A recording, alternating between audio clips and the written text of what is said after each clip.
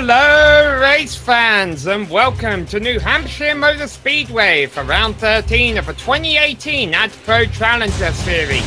This is the Top Shelf 150 live on the Global SimRacing Channel. Hi, I'm Samuel Ryman and alongside me in the booth is Sean Ambrose. Behind the scenes is our director Joe Peak and he's using camera sets provided by Dougie Beard. Sean, it's been 3 weeks since we last saw this division, the Challenger Series, out there in action, and recently the racing has been getting a lot cleaner and the finishes have been getting a lot closer. Hopefully those trends will continue tonight, but we shall see. After all, this place is practically a Martinsville on steroids. It really is, and that's why they call it the Magic Mile. Yes. Right here, beautiful Loudon, New Hampshire this afternoon. 1.058 mile track. This oval speedway, been here for quite a while, and the straights are 65 feet wide with just about 1 degree banking to them. They're 1,500 foot straights, Sam, that go into these 65 foot wide turns that have about 2 to 7 degrees of variable banking. You know, Loudon gained a spot on a NASCAR Cup Series scheduled back in '93. I think we've mentioned it before, but a man named Rusty Wallace won that inaugural Slick 5300 in July of that year. Kart's been here, a lot of racing here. The road course here has seen a lot of great local and SCCA racing. But the best way to get an idea what this place is really like is to jump on board for another GSRC lap guide here at the Magic Mile.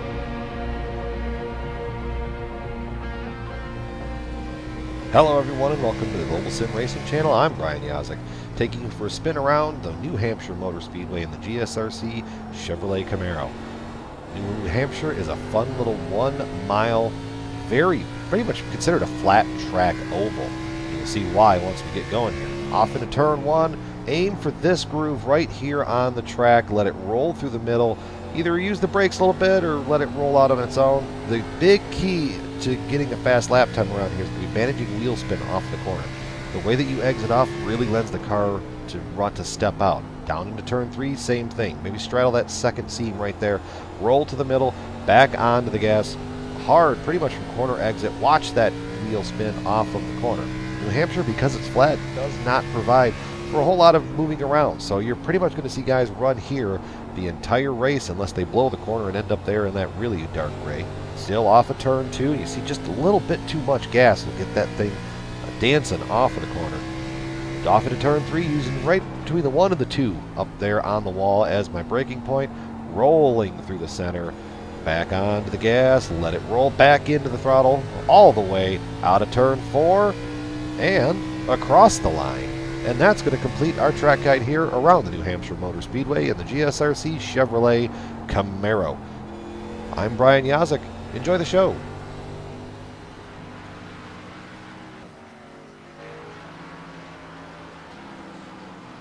That's how you get around New Hampshire, and a lot of drivers trying to get around New Hampshire as quickly as they can right now, as qualifying is currently underway. Our provisional pole setter is Richard Regan Jr. However, the fastest drivers in practice go out towards the tail end of qualifying, so we'll see if the driver of number 46 can maintain that top spot.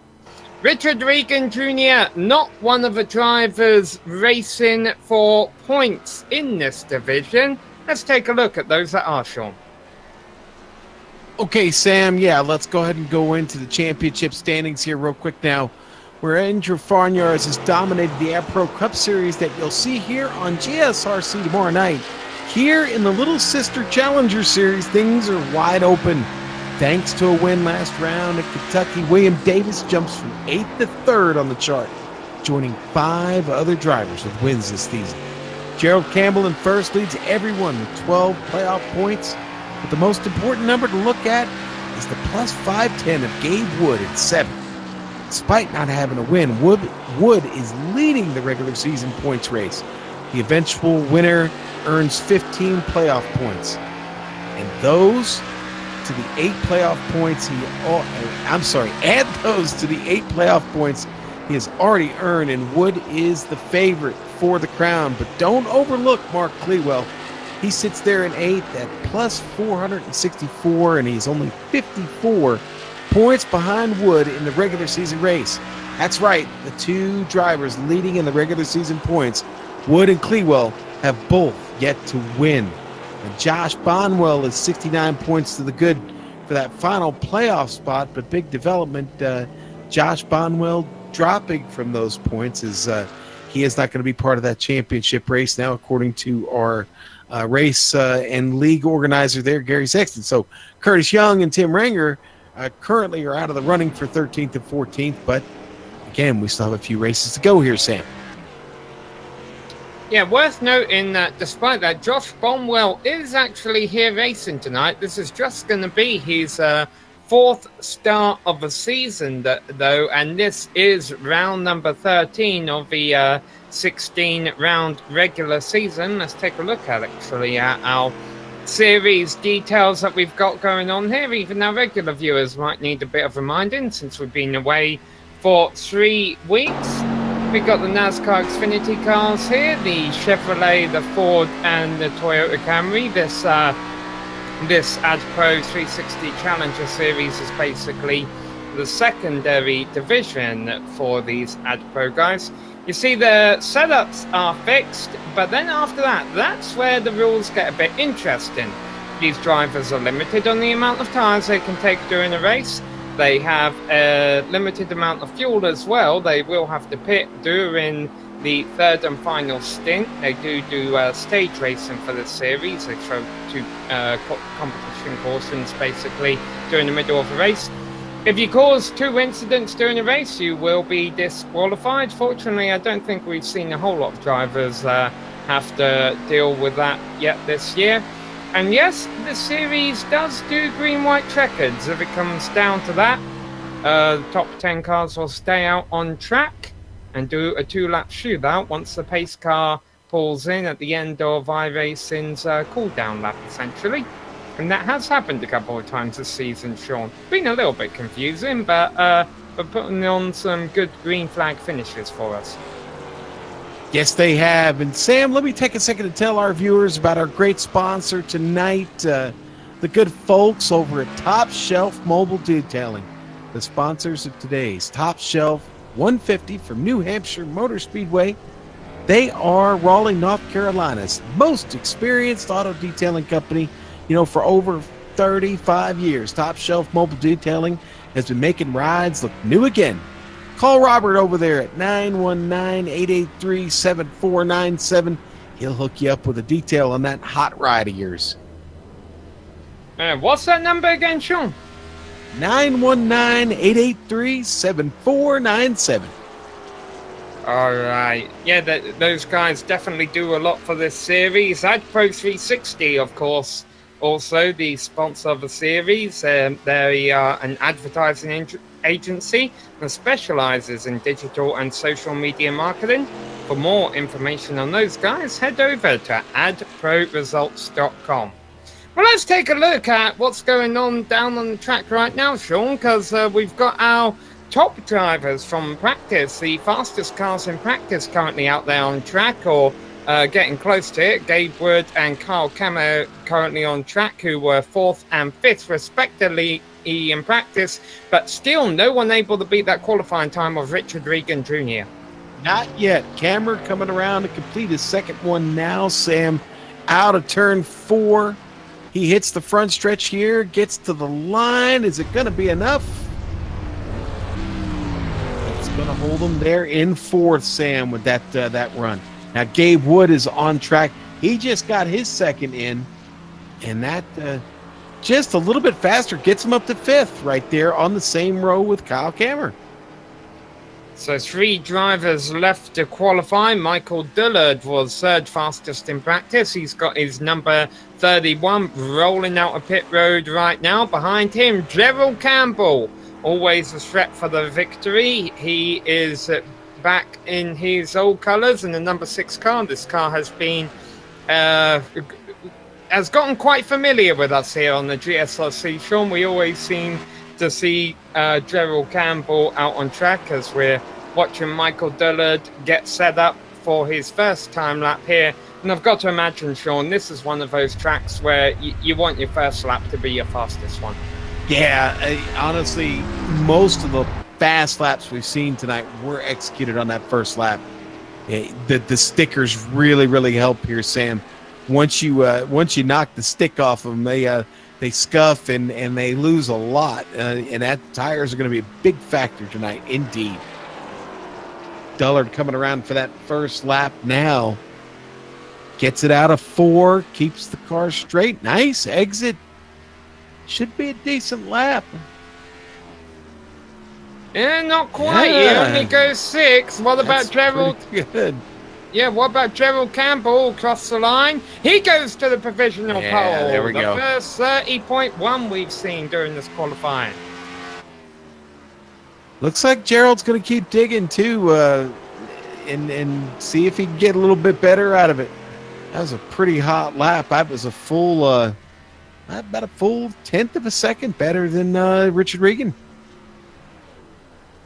Michael Dullard completes his second lap, does not improve. Campbell across the line. Does not improve either. Just 2 cars left here, Sean. Our fastest driver in qualifying, William Hartman, and then Eric Stanford is also lined up in the pits behind him. I think Stanford was late to connect to the session. He didn't turn the lap in practice. They're going to let him put a qualifying run on at the end here. So Hartman ran a 30.0 during practice. A 30.138 is the time to beat if he wants to be starting on pole in that 67 machine. Yeah, Gerald laid down a good way, kind of a good one. Showed Hartman the way here. Let's see if he can get it working as he gets out here and starts getting the car wound up. Eric Stanford is on track. Hartman taking the green flag right now. A little bit of pressure here for William, I'm sure, Sean. That one advantage of drivers at the start of qualifying have is they were just on the track doing practice when qualifying starts, so they still have that rhythm. Hartman's been sitting still for a while, and actually it looked like he was a bit out of a groove in turns 3 and 4. Yeah, we'll see how it reflects on the lap as he comes across the line. Wow, it was still pretty, loose is fast, Sam. That got him up to 3rd. Whoa, he is on the 2nd row with that lap at a 30.228. Yeah, still a couple of tenths of what he did in practice. Stanford, meanwhile, all the way down towards the tail end of the field, only going 17th fastest in qualifying right now. But, and into the wall on his second lap, Stanford gonna start 17th. So, with all that behind us, it looks like that's going to wrap up qualifying. Gerald Campbell is going to be the round 13 winner of the Sim Speed Shop Pole Award. For every 2 poles this season, a driver earns $5, and the driver with the most poles at the end of the season earns $20, courtesy of simspeedshop.com. A great place to order custom button boxes as well as to buy and sell used equipment. For more information, go to simspeedshop.com. And Sean, from the stats I've got here, at least as far as the drivers eligible for the championship goes, Gerald Campbell is the first driver to actually take home two pole positions this season. So Sim Speed Shop have been getting a hold on to that money, and now they've got to pay $5 of it out. Yeah, now it's time to fork up some money. Yeah, and I'll tell you what, Campbell laid down a great lap. He had a good practice. Certainly the VFW Ford looks like it is dialed in and ready for this race here, Sam. Why don't we look at the weather real quick, take this opportunity here, White and Form, to grid up and go around. It is a bit of a scorcher on track. It's a beautiful, clear afternoon in Loudon. It's only 76 degrees, but it's already 103 degrees on track. Qualifying practice getting in here. Not much wind to really be a factor and very low humidity. This track is going to be slick today. The sun is baking off that pavement and getting back to the power, Sam. Out of 2 and out of 4, on these short ovals, always very tricky, and it'll be the same here at Loudon today. And the track does not get cleaned between practice and qualifying. So the track has it's not only been sitting under the sun, but it's been having rubber and marbles put down on it for 40 minutes during practice, for 20 minutes during qualifying. So if you get out of a groove even at the start of a race here, Sean, you could be sliding towards the back. Yes, sir. And once you get out of that proverbial line, whichever line they decide to take, you will get dropped like a rock through the field. They will not let you back in. Just like short track modified racing, the ground pounders of the Wheel of Modified Tour run this track a bunch during the season. I think they have 3 or 4 races here on the schedule, and a lot of fun. You'll get the same effect here with the Xfinity car tonight, and dare I say, maybe the chrome horn may be applied at some point, Sam. All right, and you see our session just switched over to the race session. So let's give you the full starting lineup, beginning with the winner of our pole, Gerald Campbell. He has it by almost a whole tenth of a second over Richard Regan Jr. Starting in third position in the 67 machine is William Hartman, ahead of Trey Galgon. Didn't get to see his qualifying effort, but there he is lined up in fourth place. Josh Bomwell, haven't seen a lot of him this season, but there he is, qualified in 5th place ahead of the 88 of Carl Kammer. Gabe Wood in the 00 back in 7th place with Michael Diller to his outside. Rounding out the top 10 is Mark Clewell and Adam Eisenhower. All right, Sam, row 6 is going to be Judd Danielson in the number 17 Dirty Air Xfinity ride, and 12th is going to be Scott Seaman tonight, completing row 6. Row 7, John Theodore and Will Davis. Row 8, Ray Richer and Joe Johnson tonight. Row 9, we'll go back to Eric Stanford and Ken Richardson. Row 10, Gary, Sheldon, Jeremy Crandall. And the final row in the field, 11, hitting blackjack, Jeff Martin starting 21st, and Mark McFadden going to start 22nd. And Sam, I don't see either one of them on the track right now. Yeah, so ignore that last page. Just 20 cars out there. DNSs for Jeff Martin and Mark McFadden. Why would you not want to start, Sam? Will be big fun tonight. Yeah, it will be big fun. The only answer I can think of, Sean, is because things are about to get wild. Who knows what we're going to see here at New Hampshire Motor Speedway. First stage of a race, 40 laps long, and Gerald Campbell leading them to the green flag. For those about to race, we salute you. We go racing, and it's a great start on the high side by Richard Regan Jr. Not sure if the officials will deem that too great of a start. He's had his nose out in front since the start-finish line, and he has his nose out in front as they go down the back straight. Mark Clewell already on the move, taking 8th place. Now battling with Dullard. Bonwell, Gabe Wood up just in front of them, battling. Little battles going on throughout the field. You can go all the way back to Judd Danielson, Will Davis side by side on track right now, trying to get sorted out, Sam.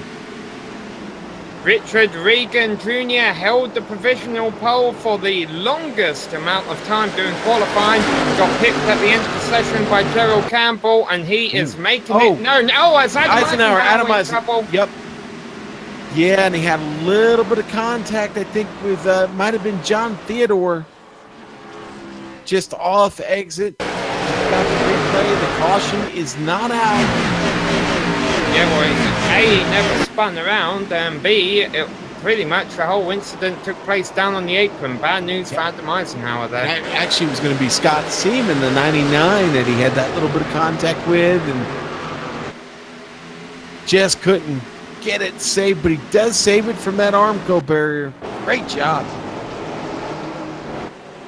There was 3 wide in the middle of the field. Along this time around, Judd Danielson was making moves down on the inside, but it seems early on here, Sean, that the line is actually the high side around.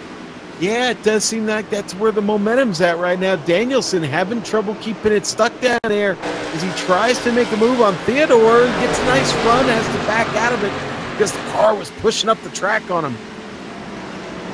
Now, we briefly mentioned, Sean, that they do stage racing here. Let's take a look at those stage laps, because that is how many laps Adam Eisenhower has got to keep it in front of the leaders without going a lap down. 150 laps tonight, Sam. 40 lap segments 1 and 2, and 70 for that final and third stage. So let's get to the 40 here. We're still green, 5 laps in.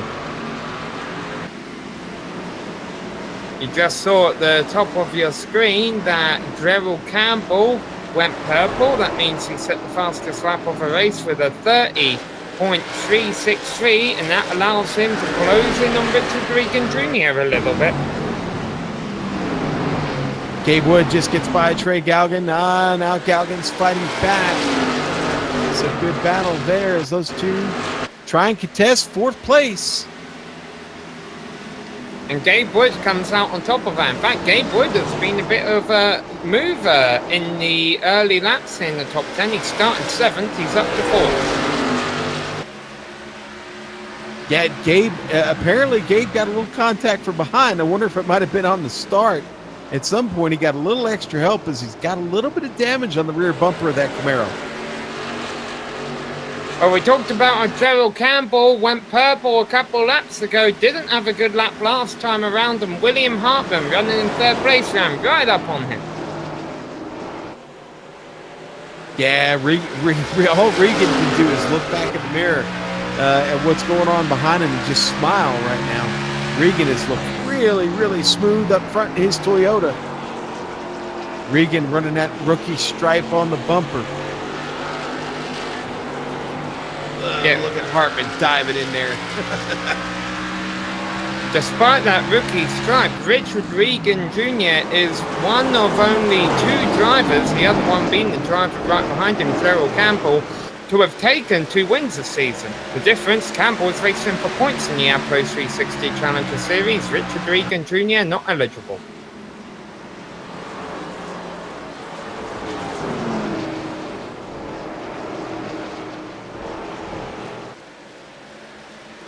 Here's another driver, Trey Galgan, who has been strong ever since the start of the season here, Sean. It took him a few races to finally get that win under his belt, but when he did, he locked himself a position in the playoffs.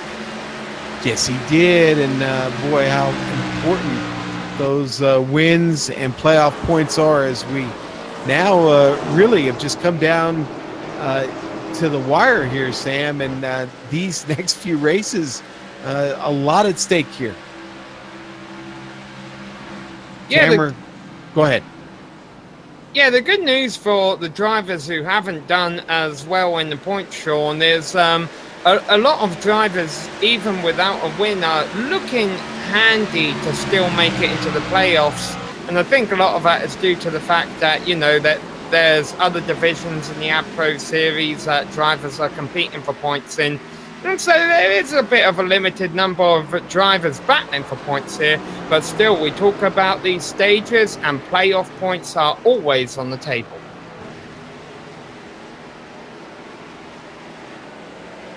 And Sam, oh, we got a battle. The battle for the lead is heating up. Here we go. Yeah, battle for second. Both battles getting close for second.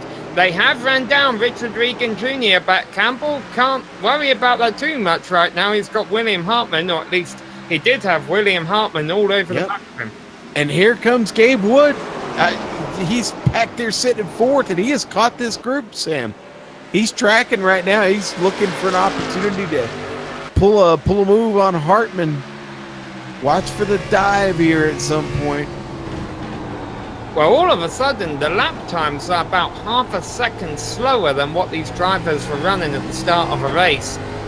So that definitely tells you tyre wear is going to be a concern tonight. And I wonder if Richard Regan Jr. is struggling with that a bit more than the others because he had checked out in the early stages there. And if that's why we're seeing them all bunched together, because they're all getting caught up behind Regan. And Campbell is making a big run at our leader, Richard Regan, right now. He's really hunting for an opportunity here. I honestly thought that Campbell might try and pull it off going into turn 2. He didn't. We get to the back stretch, and Regan does a good job of keeping him off the bumper.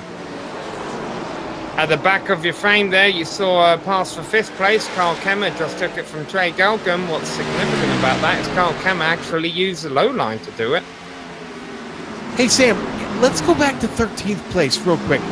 Ken Richardson, one of our big movers of the race right now, he's up 5 spots, and he started a ways back there, but I'll tell you what, he is working on it right now. The Camaro is moving through the field. They got a good battle right now going with Seaman and Stanford, but Seaman gets a piece of the wall there as they got off the exit of 2. Seaman's still trying to battle, but that car's got a lot of push in it. Look at it run up the hill, the 99. Doing all they can to keep it off that wall, opens the door for Eric Stanford down low in the 19, and then Stanford got a little loose off of 4. Loses that opportunity, but again, it's Ken Richardson up in front who has the pace right now and is tracking on Jed Danielson, who quite honestly, Sam, seems to be struggling here early in this race. Maybe his car will come to him here a little bit later into the run. Ken Richardson, though, it must be noted, isn't our biggest move in the opening stages here. In fact, that belongs to Will Davis, who qualified 14th and has moved up into 8th place. So he's up 6 positions in the opening 16 laps here. So Davis running a wave of momentum, as it was he who won at Kentucky a few weeks ago. That locked him a position in the playoffs, and Campbell wants the lead from Regan.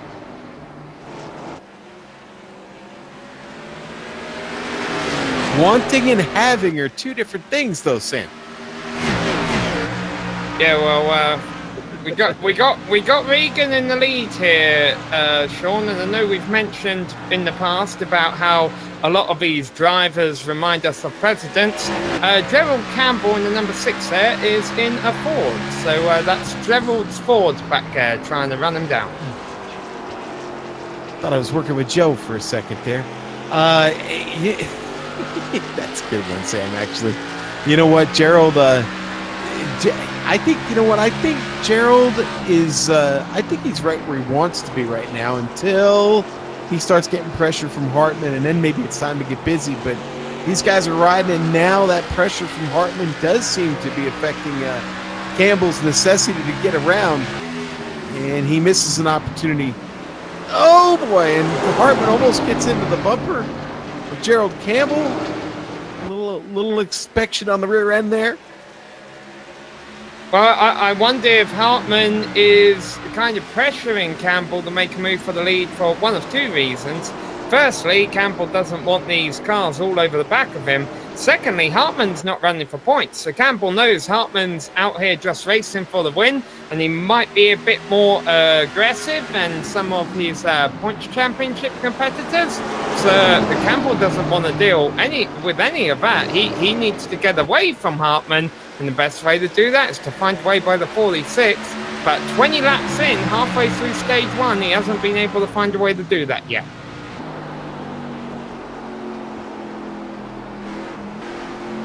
Still several great battles going on the track, and we go up to 7th place, or go back to 7th place. Dullard up a spot, holding off Will Davis, who's come up 6 spots through the field so far in these 20 laps, and Josh Bonwell seems to be the one that suffered just a bit. And as I say that, Dullard loses the handle on it. The car climbs the mountain into the wall, up all the way that 7 degrees of banking, and look, Will Davis right on his back door.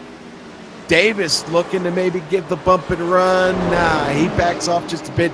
He's going to let Dullard's ill-handling car do all the work for him. As he comes down along the bottom, we got to go back to the lead because Campbell's threatening again, Sam. Down on the inside in turn 3, throwing it in. Slide job almost and not complete, but they make contact. Oh. You can get away with that here, Sean. Sam, did you say slide job? Maybe. Hashtag slide job. No, he did, but Campbell's still digging. He's still on the rear door there, just knocking, trying to blow it down.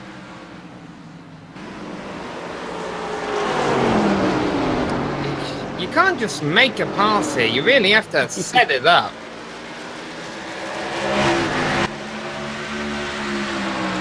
Yeah, he keeps setting it up, but he just can't seem to execute it. It's easy for me to say. I'm sitting here commentating the race.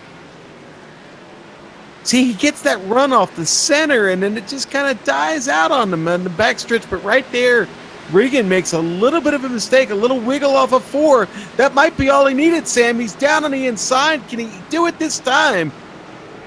Regan still getting a good run there off the top, and boy, he's going to beat him to the line once again. Winning one race is, as we see, a change for third, yeah. Yeah, Wood all of a sudden just takes it, throws it in there. He sent it.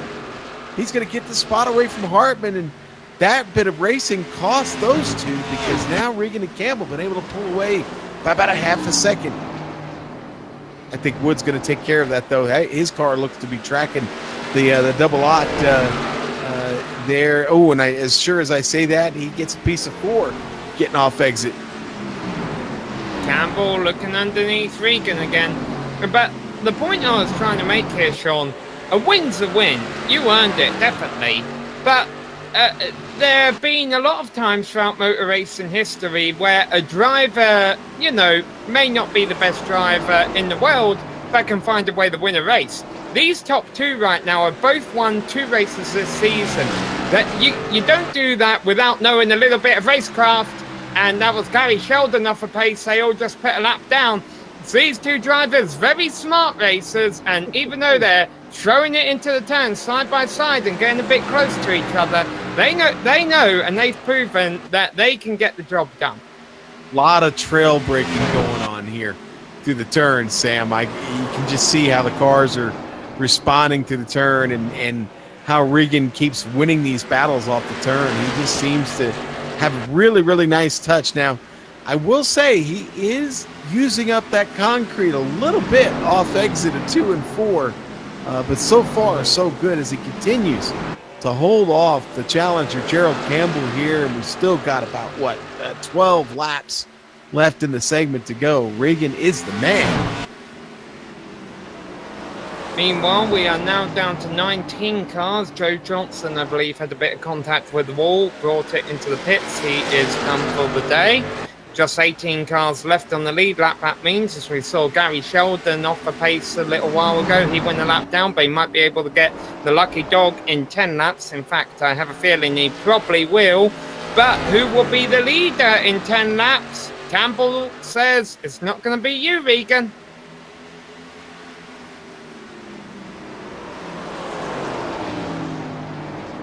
Oh, so close. Oh, the difference is finite.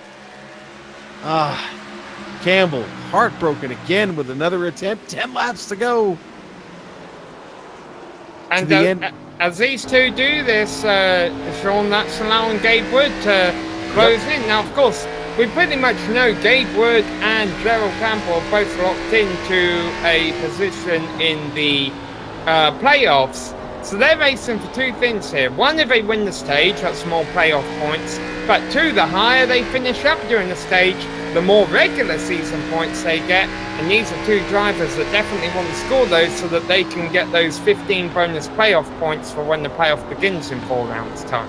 Yes, Sam, when we talk about playoff points, of course, those are important all the way through the top 10.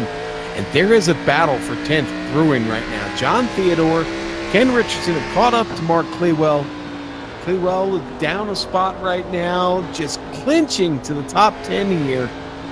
He has got some challengers. Meanwhile, we continue to watch battle for the lead. Now we jump back here. Yeah, Theodore had slipped a little bit. The car had pushed up the hill. And actually, maybe Clewell guilty of watching the broadcast because he seems to have gotten on his horse now, and he's trying to challenge Josh Bonwell up in front of the battle there between Theodore and Richardson. Gerald Campbell is starting to diamond the turns to try and get a good run on Regan, and now he's able to once again get on him on the inside, but it doesn't work. He's just not able to hold it down there like that and complete the pass. It's not a bad idea. The only problem with that is that it could open a potential door for Gabe Wood. And boy, I'll tell you what, got to be careful.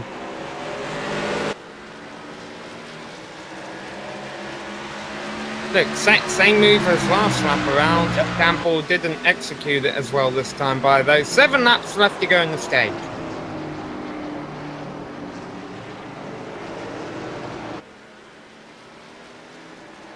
You remember how I talked about... yeah, did a big movement from Regan. He got loose and that opened the top side to Campbell. And I have a feeling number 6 car... Oh, no, he overdrives the turn. Oh, but boy. He's going to get the run off. Oh, and Regan struggles again off of turn 4. That's going to cost him maybe second spot. Gabe Wood trying to get it in there. These two have a history. Remember the finish at Charlotte. You could barely get a piece of paper between those two cars as they got off of turn 2.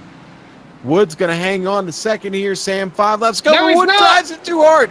He drives it too hard into 3. Oh, it worked. He was mirror driving. He was looking in that mirror. No, it was wall driving. That's the strategy where you drive a car in the wall to help you turn. Juan Pablo Montoya might have used that once or twice. Denny Hamlin at Bristol comes to mind. Man, Regan struggling all of a sudden, Sam. Car not turning where he wants it to here towards the end of the run.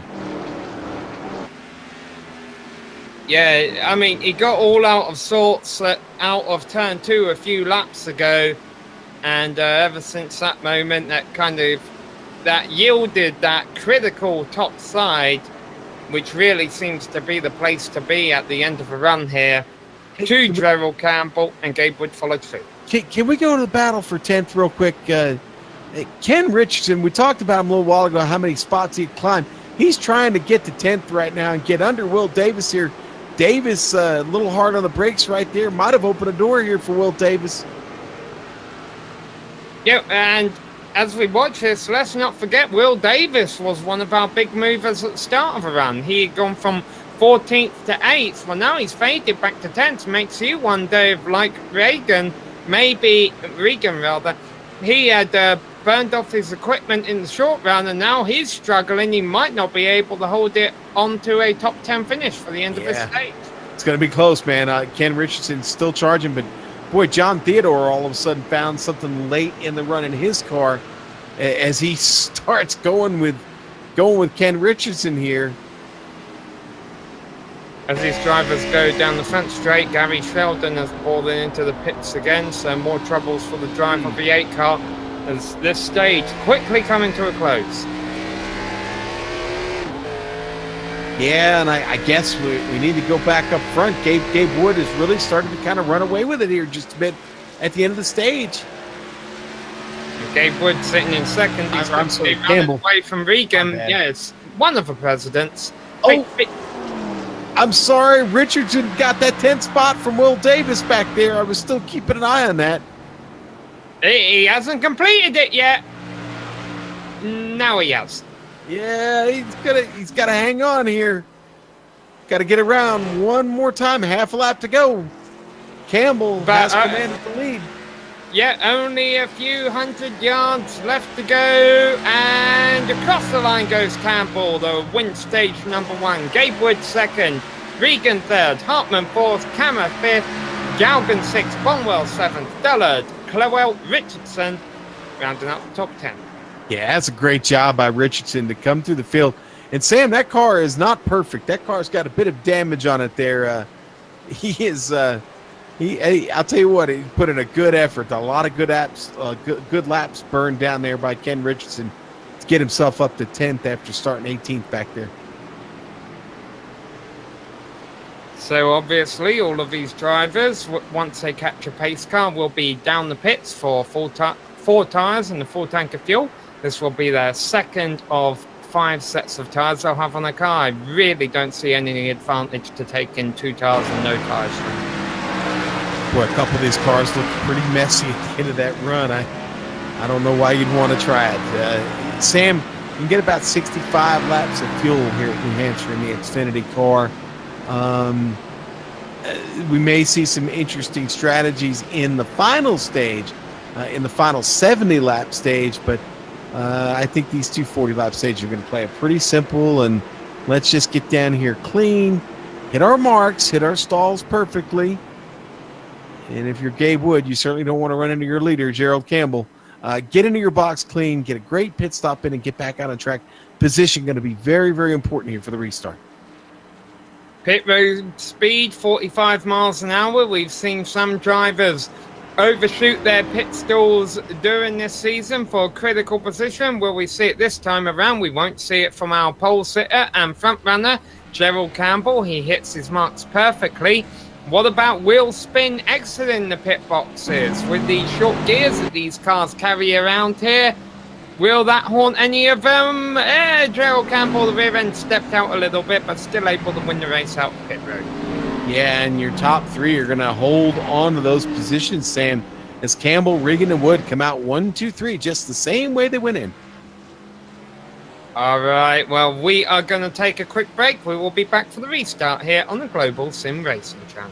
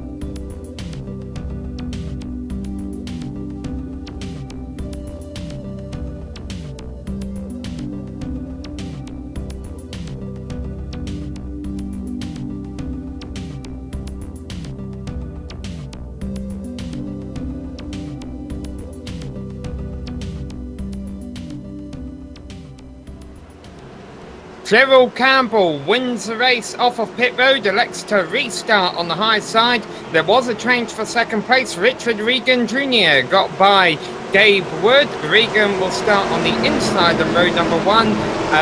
Wood, though, down on the low side on road number 2. Is Trey Galgan actually sitting in the second best stop on the spot on the high side of road 2? Let's find out.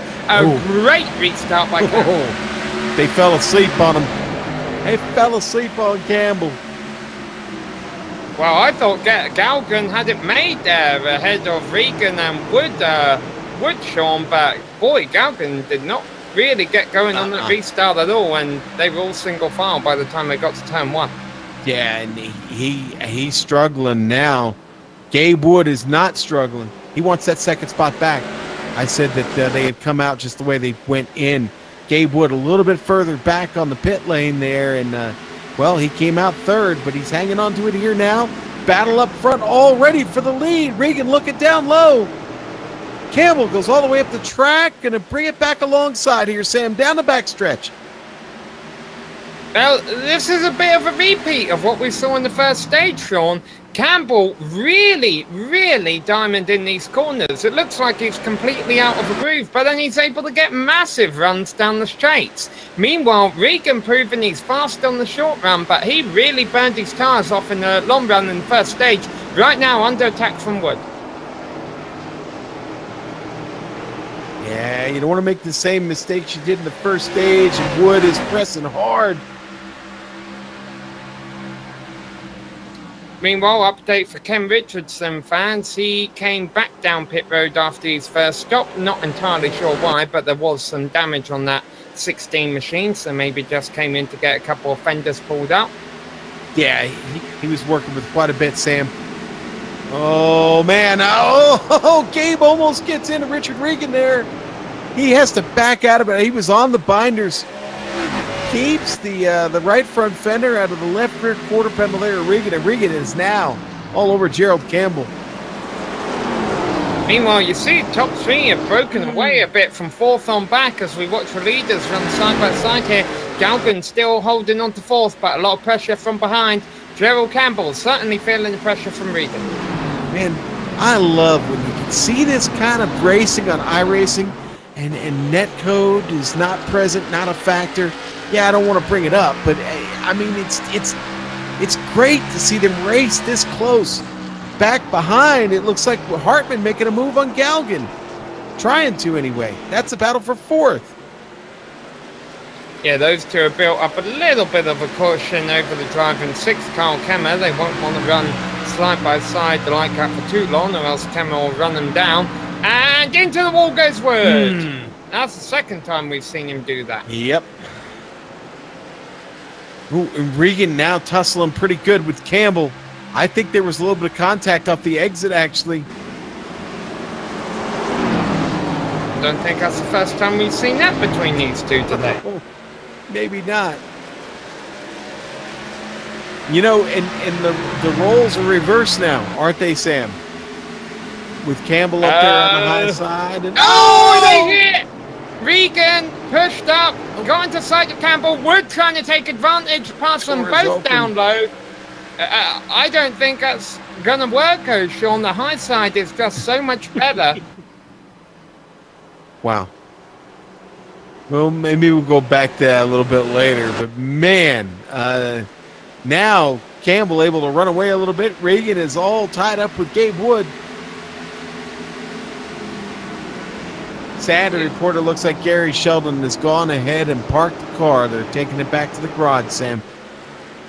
Yes, 18 cars left in the race, all 18 of them in the lead on the lead lap. Last is Ray Rich and the 44 machine. Worth noting, Adam Eisenhower is currently running in 13th after he had that spin earlier. All right, Sam, let's go back to the replay real quick. You're on screen now. You see this move. They're gonna make the contact, and it gets pretty wicked here. Great job by both drivers of hanging onto the cars. You see him how that just opened the door for Gabriel Wood.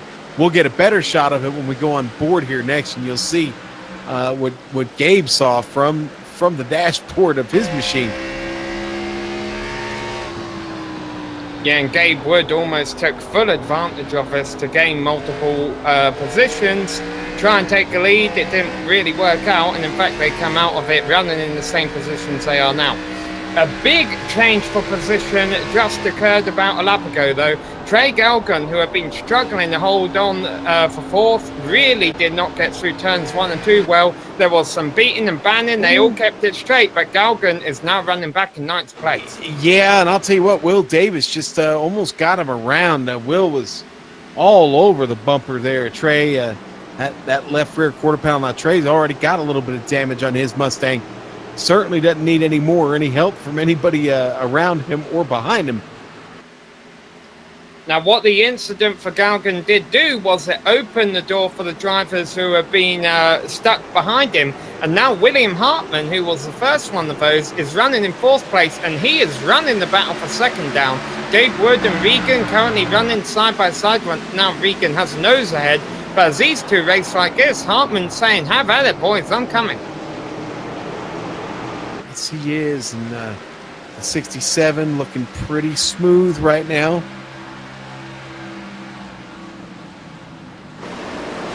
He's definitely inserted himself into that battle. Sam, things heating up here in the middle of the field, though.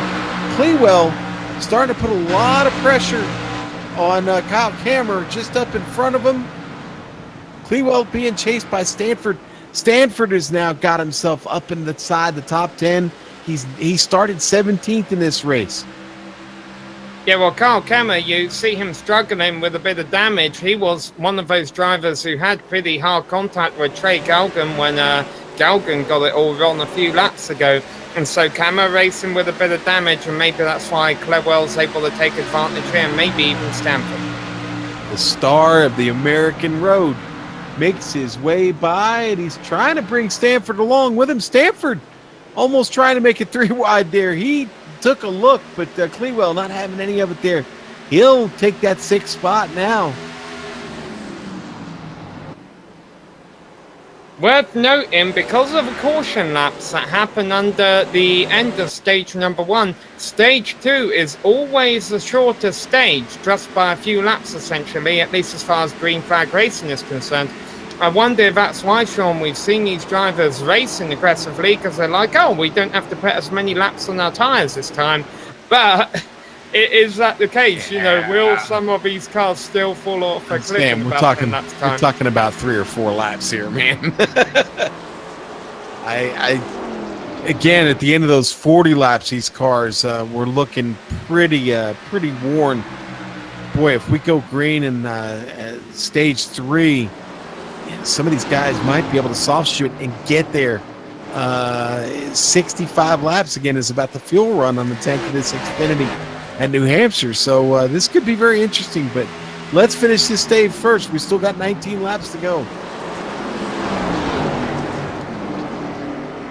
Yes, we do. Currently, these drivers running low 31s. The fastest times have been mid-30s, so already about 6-7 tenths of a second off a pacer, running just halfway through the second stage.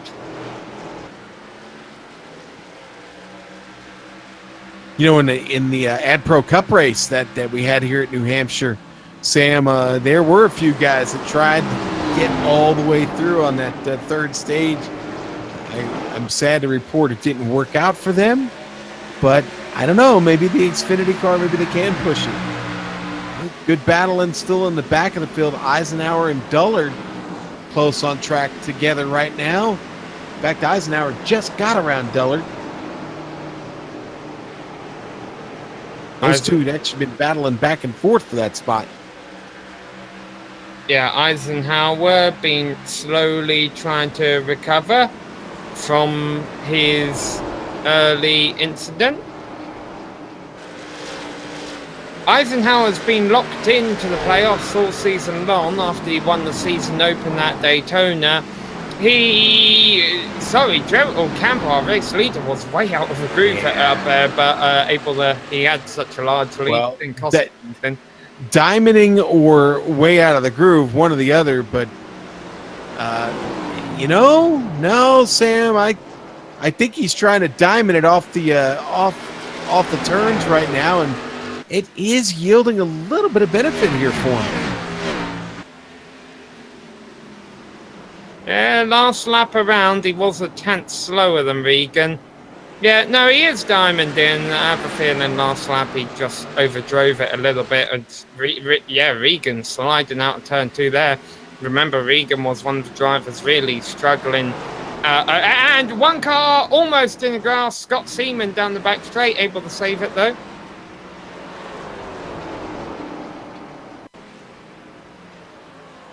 We'll check it out on the replay here real quick. The 99 has a little bit of trouble. Boy, loose off. Ooh, what a save, too. Boy, keeping it out of the grass is what saved that car, Sam. That car goes in the grass. He's done. 3 wide coming out of turn 2 last time around. Adam Eisenhower, John Theodore, and Michael Dullard. That's the way they come out of it, with Eisenhower ahead of Theodore. Danielson now challenging Dullard for that 13th place on the high side. Dullard's going to fall to the back of this train. Dullard's car all of a sudden looks slow, Sam.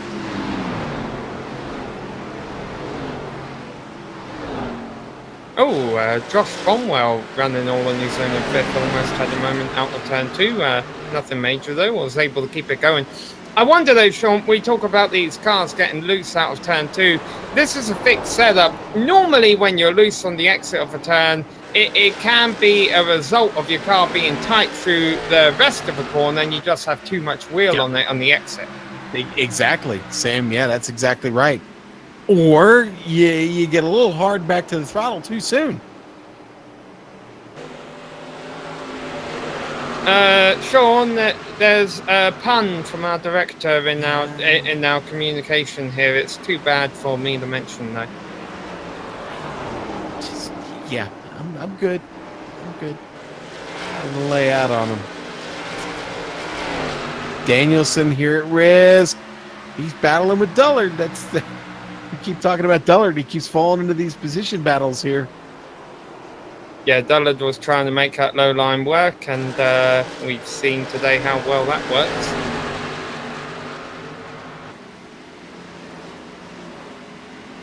But that's all you can do, Sean. I mean, a good drive in front of you is not going to give you the high side. You've got to try and find a way down low.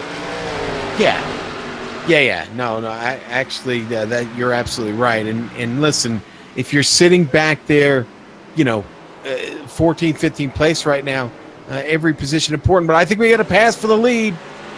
I don't know, or not for the lead, but Gabe Wood trying to take it away from Richard Regan. He does, and look at that. Hartman trying to get himself into that battle, Sam. He tried to make it 3 wide, and there was nothing there.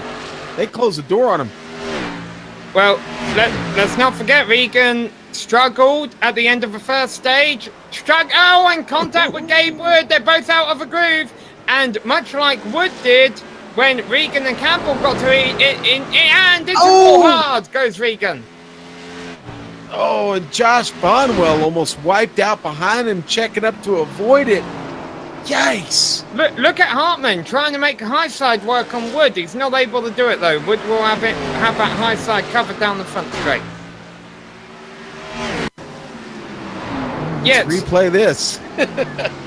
Yeah, you'll see the contact between Wood and Regan, and Hartman basically did what Wood tried to do earlier when Campbell and Regan got into each other, and that was just try and take advantage of the situation and use the low line to cut under both of them in turn 2. The difference is this time it worked. Hartman got up into 3rd place, and when we get back to live action, I'll tell you, Hartman has not gave up on 2nd on Gabe Wood. No, these two are trading punches here right now.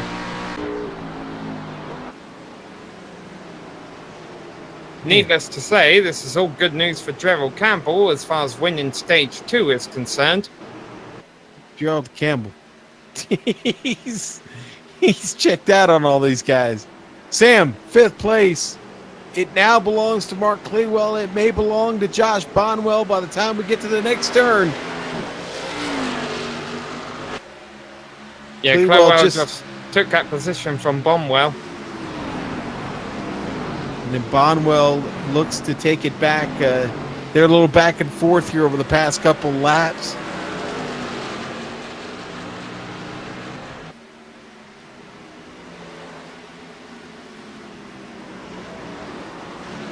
Sam, I understand there is at least the Peanut Gallery chiming in saying there's maybe a little bad blood between Adam Eisenhower and John Theodore. They continue to battle for 11th right now. Just behind them, it's Judd Danielson and Dullard still going at it. That's had to have been half a dozen laps now, those two. Yeah, great battle going on from 11th back to 15th. Not any stage points really to gain here, barring any incident in front of them. Oh, and Michael Dullard in trouble. Wow. Less than 5 left to go in the stage. Man, what a save. We've seen a few of them today too. That is not the first. I thought maybe we'd have a battle for 10th, but boy, Cameron hanging on, still battling Galgan. If those two get connected, maybe it opens the door for Adam Eisenhower back here Cameron running it all the way up the track. He trying to diamond it himself. Now going up to here to fourth. Yep, Valve shaping up here. Clewell has been a bit of a big move in the closing stages here, or maybe it's just Regan really falling off. Yeah, Regan sliding out of turn 2, and Clewell and Bonwell, as you can tell, they might as well try and find a way by this car.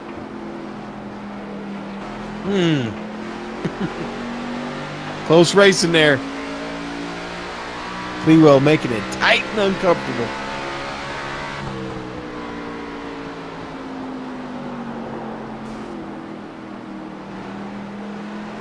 Bit of contact there between the two wells. Regan able to pull away from them both a little bit, coming to 2 to go in the stage. They digging deep into the well there, Sam. Okay, all right. Yes. You can lay out on me too. That's good. All right. I think our number of viewers just fell. Yeah, and I think an angel lost its wings too. So Campbell with just a lap to go now. When he gets to the line next time here, Sam, he's got a huge lead right now. It's almost 3.5 seconds over the rest of the field. Yeah, you mentioned his lap time's about 0.2 of a lap fast, even at the end of the stage here. I think Regan is really going to have to rethink his attack plan for this third and final stage coming up, because he is dropping off in the long run more so than any of his competitors. Yeah. Looks like he's going to be able to hold on to fourth for the end of his lap, though. I think a better restart would be a good plan. I'd put that at the top of my list, to be honest with you. Gerald Campbell comes out of turn 4. He won stage 1. He wins stage 2. Gerald Campbell, definitely the car to beat here in New Hampshire. 3 seconds behind him is Gabe Wood, then William Hartman in third. Regan holds on to fourth ahead of Clewell and Bonwell. Stanford, Davis, Galgan, and Adam Eisenhower made his way into the top 10.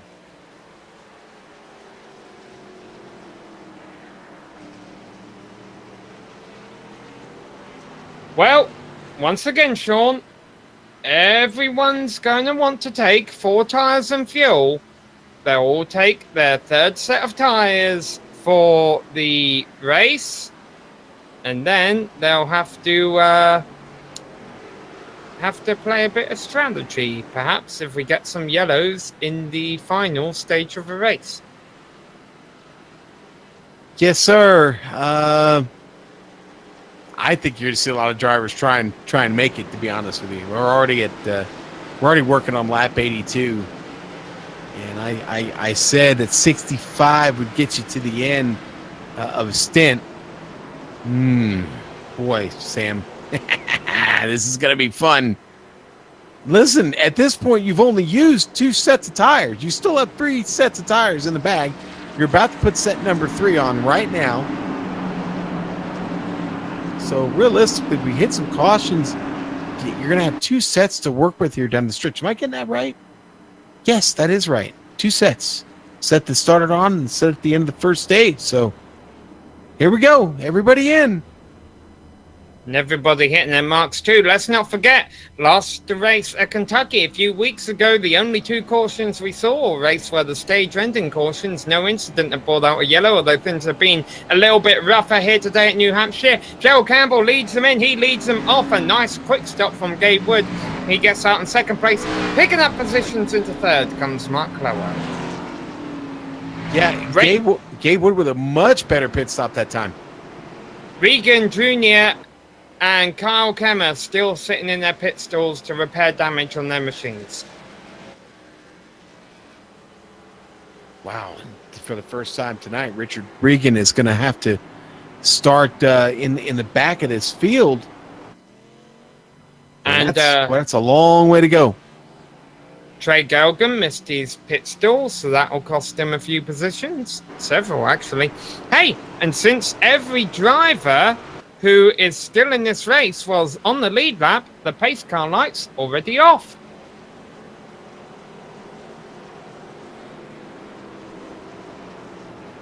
Okay, Sam, so we're going to restart with 66 laps to go. Oh, boy. Surprised, honestly, Sean, surprised no one came in to top off. Not seeing it, are we? No, I'm riding in fourth gear right now down the backstretch. I'm doing everything I can. Heck, I've probably got the clutch in, and I'm rolling just whatever I can do to save a little bit of fuel here. It's going to be really, really close. Here we go, Sam. Gerald Campbell elects to restart on the inside this time by. Interesting call by the driver of the 6 there.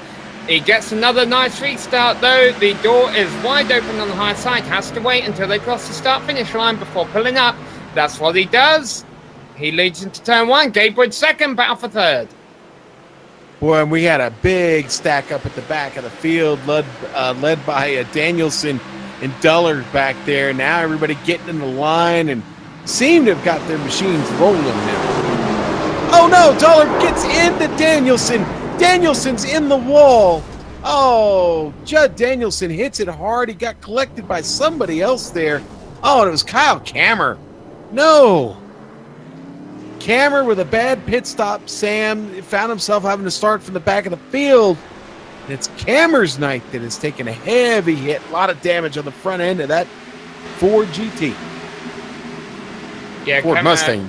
Kammer being in the pits to get some damage repaired. I actually have a feeling Kammer kind of arrived late on the scene there, and yeah, gets hard into the nose of Judd Danielson. Poor Danielson. Go on board with Will Davis here. Some kind of view he got at it. I think you'll find he gets a pretty good view of Danielson's rear bumper going into turn 3. Oh, no, that's the 31 who got into him. A nice driving there by Davis to get through. Kammer not so bad. Yeah. And a lot of those guys that got just a small piece of that have all find themselves in the pits. Dullard, Theodore, Will Davis, Richard Regan, Kyle Kammer, Ray Richard, Jeremy Crandall, all of them in. Well, these drivers could be topping off with fuel. They could also be getting some new tyres to have a couple extra laps advantage here. That's our first non-stage caution tonight, Sam. What a race! Our first non-stage caution in 2 races. True. That's true. You are correct, sir. Your memory much, much better than mine.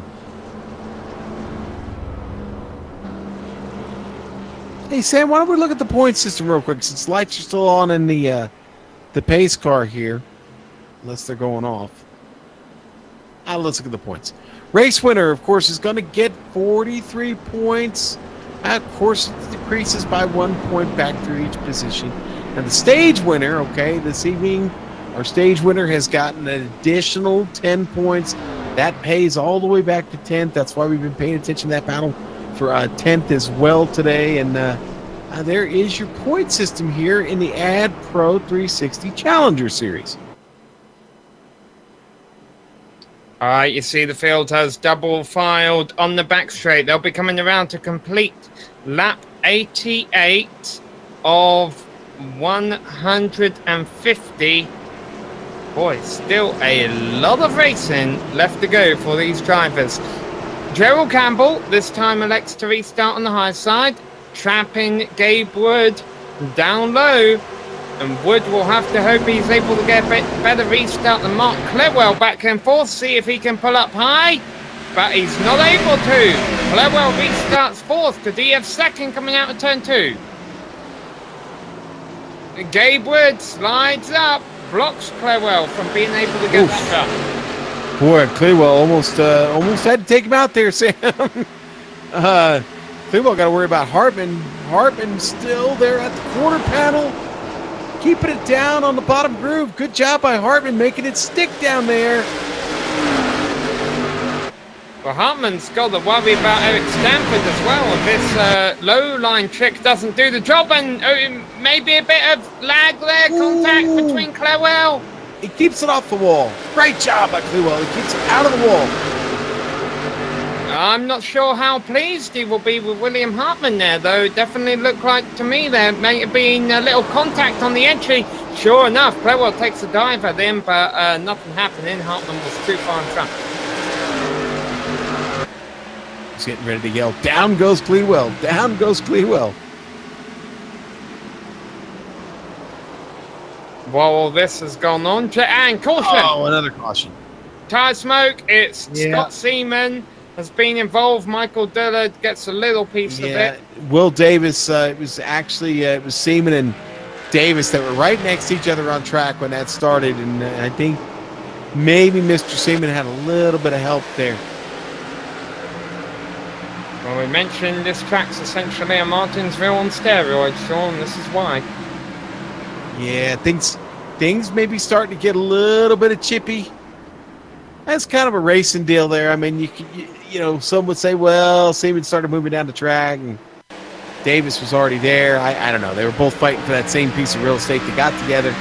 Seaman's the one that gets dropped back into the field, and Davis soldiers on, sitting up there in 10th. But Sam, that's caution number 2 now. The good news, these being relatively minor incidents, we still have 17 cars on the lead lap, and in the race, Kyle Kemmer, unfortunately, has joined our list of retirements. Any of our leaders going to come down the pits? Mark Clawell thinking about it? No.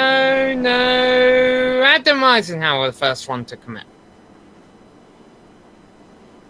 Yeah, Davis going to come down behind him. I think Davis going to need a little repair on his machine. But the leaders aren't having any of it, Sam.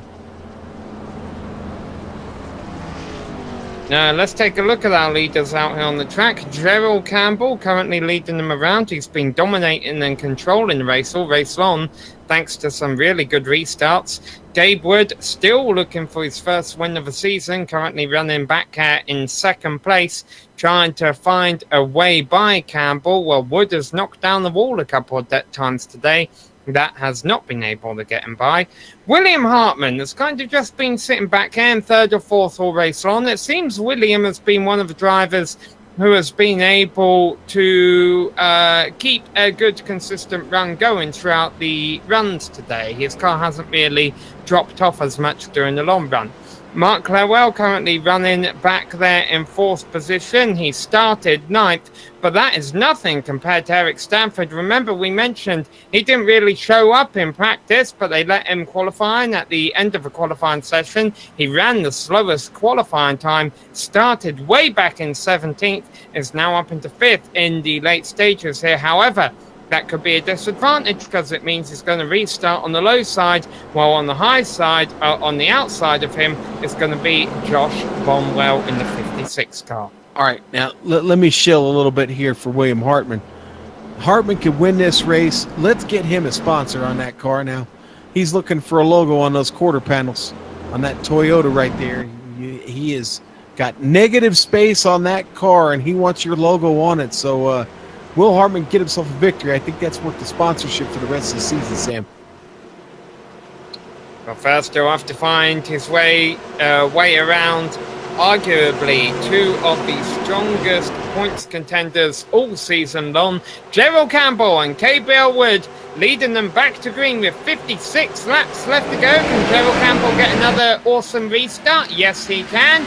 This time, Wood can have Clawell clear to easily be able to use whatever line he wishes in turns 1 and 2.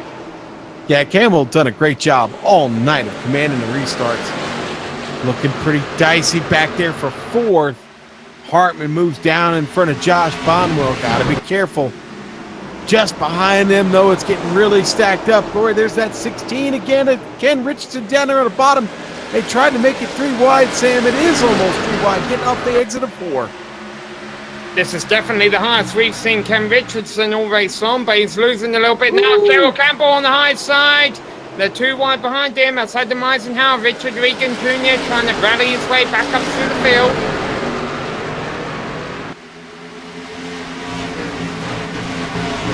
It's all 7th on back. These drivers, a lot of these drivers have been involved in some kind of incident earlier on tonight. They're all trying to work their way back up into the top 10. But while these guys 7th on back battle like this, that allows the top 6 to pull away from them. Man, Richardson back there door to door with Trey Galgan right now. Oh, Galgan gets into the wall. Oh! Contact between him and Eisenhower. Oh, they all save it. But they're 3 wide. They're not out of the woods yet, Sean. They are 3 wide, and they're hanging 3 wide through the turn, out of the turn. Regan trying to use that high side. You got one of the fastest cars of the race, at least on the short run, running up in the desired line right now. Galgan trying to pull ahead, close the door, not going to happen out of turn 2. Could Ken Richardson be a dark horse in this race, Sam? That guy just keeps putting his car up positions every lap. Now, he's got a little ways to go right now to catch Josh Bonwell. Or, I'm sorry, to catch Eric Stanford. Yeah, Eric Stanford and Ken Richardson started alongside each other on row number 9 at the start of this race. They've both picked up 11 positions respectively since then.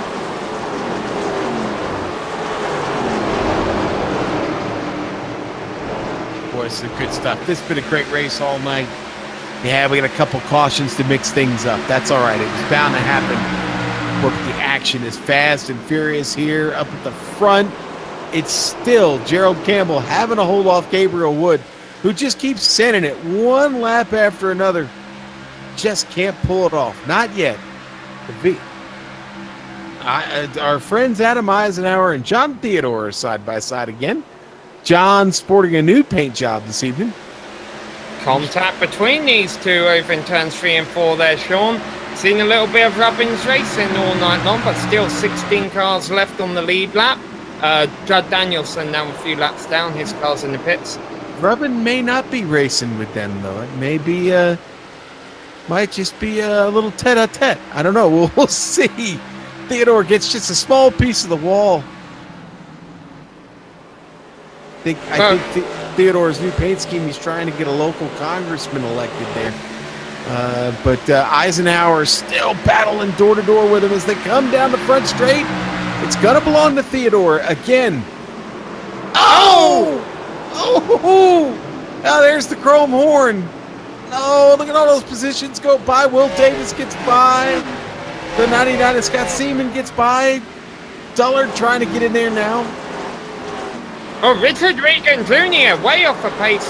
He's coming into the pits, it looks like. I wonder if he's calling it a 9, not racing for points here.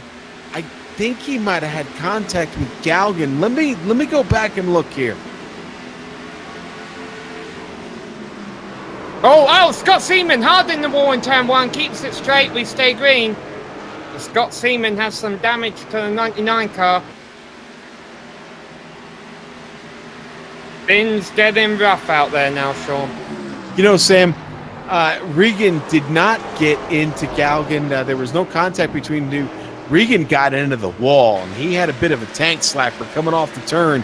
And now the caution's out again, Sam.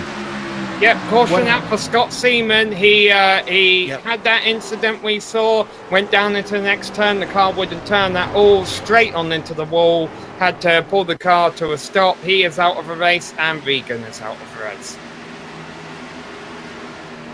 So you see, by this point, the initial contact for Seaman had already happened. And yeah, it wasn't handling by that point.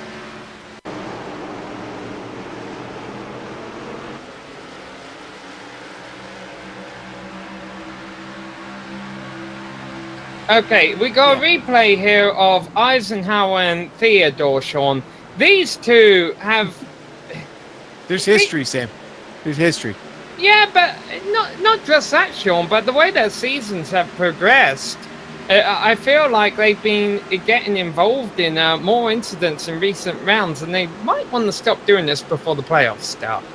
Yeah, you think? Yeah, you know what? I honestly, boy... having another chance to look at that there, I honestly just think I don't think Eisenhower was expecting him to break right there. It was kind of, boy, he does get on him, really gets on the binders really hard there right in front of Eisenhower. I almost I'm not going to throw any blame either way on that. That's just that again, I think a racing deal. And yeah, everybody down. Everyone but those two. Everyone but those two drivers we were just watching, Sean. Eisenhower and Theodore stay out on track to lead the field back to green. And guys, we haven't seen the last yellow. All right, Gabe Wood led them into the pits. Will he lead them out of the pits? Yes, he does. Now, did he want to? Clewell comes out second. Yeah, Clewell with a nice pit stop there. Sean, for the first time tonight, I'm not happy with where Gerald Campbell is restarting. Well, for the first time tonight, he doesn't restart in first, but he's going to have to restart on the inside lane of the night at the Roxbury boys here.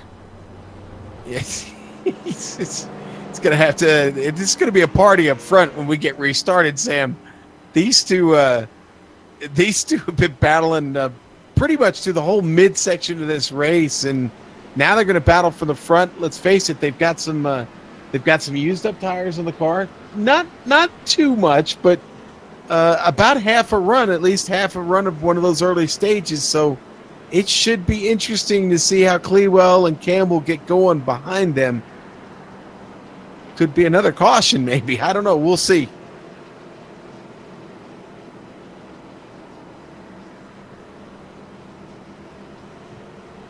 Yeah. Maybe. Yeah. You're so recovered from that night at the Roxbury comment. You don't know what that is, do you, Sam? You're not familiar with that one. Sorry. No, all I'm saying is, you ask, do I think there'll be another caution? I ask, does England have a hope of winning the World Cup anymore? I would say that's a definitive no, now that I know that there was actually a game today and a game of consequence. So, sorry I wasn't up to date on that, Sam. Well done, Croatia.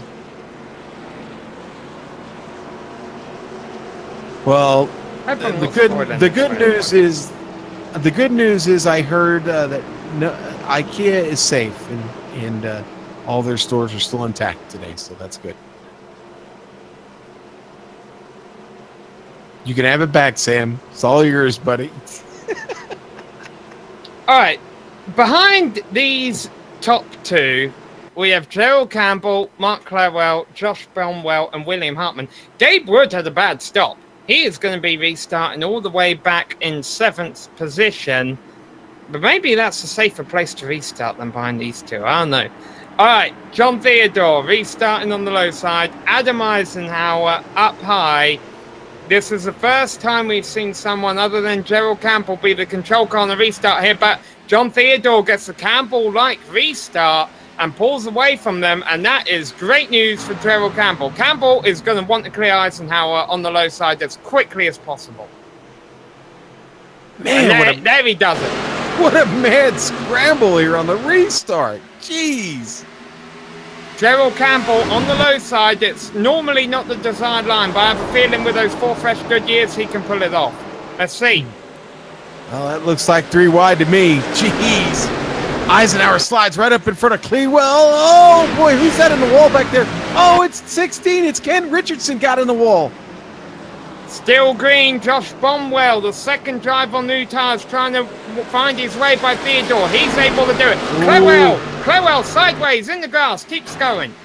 Yeah, he had contact there with the 67 of William Hartman. Campbell is clear of the old tires. Bromwell is as well. Theodore still holding on to third. Gabe Wood right behind him. Gabe Wood restarted 7th. He's already trying to get third. Man, I'll tell you what, Gabe Wood was, he was the meat in the sandwich back there.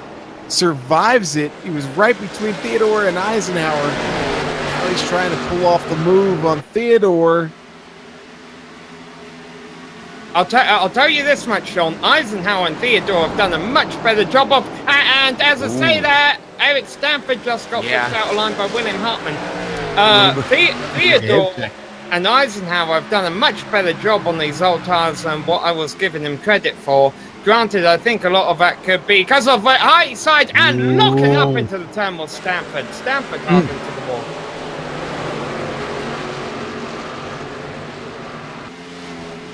Sam, apparently we've ruined someone's World Cup experience because that was a bit of a spoiler for them. So we do apologize. We're not usually ones to give spoilers. Yeah, I'm British.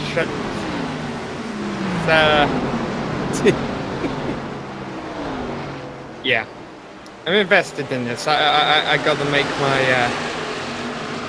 make my expressions of displeasure known. I apologize for that. Speaking of expressions of displeasure, sure, Mark Clewell isn't too happy about getting a bit turned down on the restart, and another driver who hasn't. Look at that! Oh, there we go! And it finally happened. Ouch! Eisenhower and who was that? Eisenhower and Hartman got together off of turn 4, man, and that did not end well. That's heavy damage for both cars. Yeah, and Hartman is another one of those drivers I was about to mention hasn't been having the greatest of times since the restart.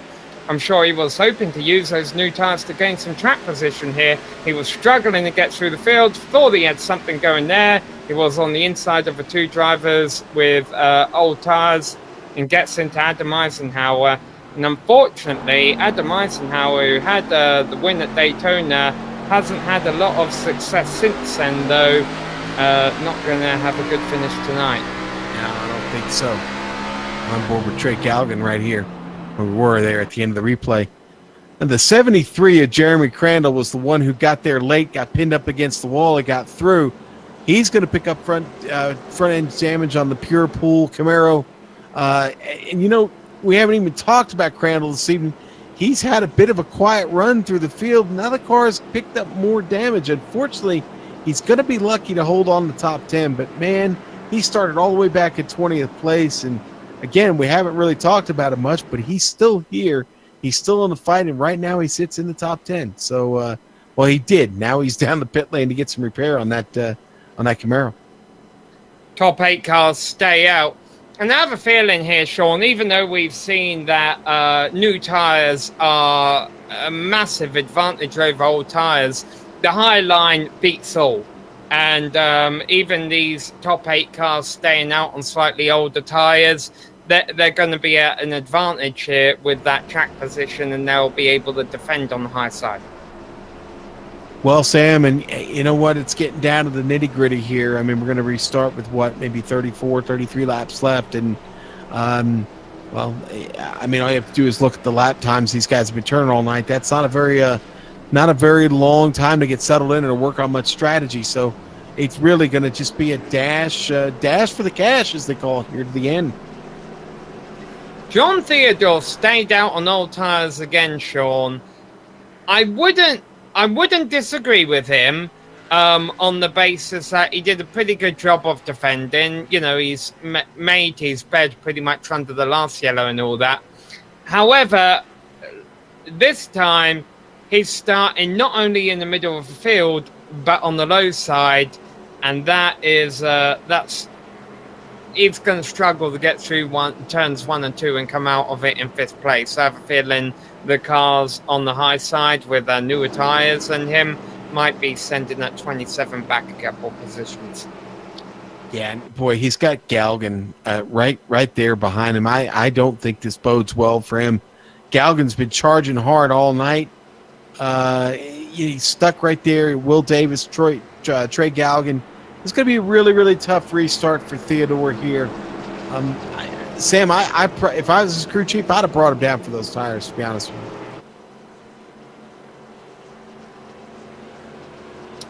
Well, we are currently watching the Top Shelf 150 here live on the Global SimRacing Channel. I'm Samuel Ryman. Alongside me in the booth is Sean Ambrose. Behind the scenes, we have Joe Peak doing all of our button pushing. He's a director using camera sets provided by Dougie Beard. And we mentioned our race sponsor there, Top Shelf 150.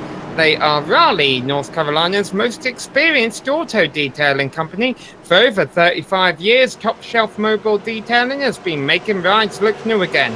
Call Robert at 919-883-7497. Once again, that is 919-883-7497. Hope you remember those numbers. How about this number? 32 laps to go on the restart here. And the number 6 is a control car for the restart on the high side. It's been hard to beat him tonight, Sean. It has. These last two cautions have really taken their toll on the field. We'll get restarted with 11, Sam. Top 8 on new tyres. Bottom 3, nothing to lose, and had a bit of damage to repair. Nice restart by Campbell. Battle on for second. Davis on the high side. Bonwell down low. Where's Davis came from? Yeah. Hello. He'd got an EOL earlier. Sam had to come all the way from the back of the field, and now Davis on the power. Takes Bonwell. Bonwell almost gets it up into the wall, and Davis goes up to second. That was a crossover move executed to perfection there by the driver of a number 11 machine. And as they come out of turn 4, he's going to be able to pull away from the bow for third, which is now crashed for third. Save by John Bonwell. We keep going green. Wow. That was Gabe Wood was the other car involved in that. And look what that did to Campbell and Davis. They have now broken away from the field. They've dropped them behind with all that. Boy, what an amazing save, Sam. I can't believe this race is still green right now. So, talking about the World Cup, I think if his career of racing doesn't work for Bonwell, he should become a goalkeeper. Yeah. You think so? Meanwhile, we've been mentioning all night about, how many drivers we've still had running out there, how things were nice and clean. Regan is now out of the race. Richardson is now out of the race. Adam Eisenhower is now out of the race. We are down, as you mentioned, Sean, just 11 cars left running here on the lead lap.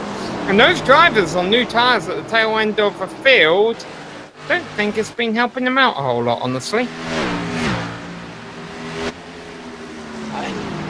You said it on the restart, Sam. Where did...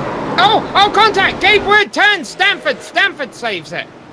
Boy, Gabe Wood, he's gotten into 2 cars since since this restart and saved them both too. And Sam, that's probably, I don't know what, our 6th or 7th amazing save that we've seen this evening.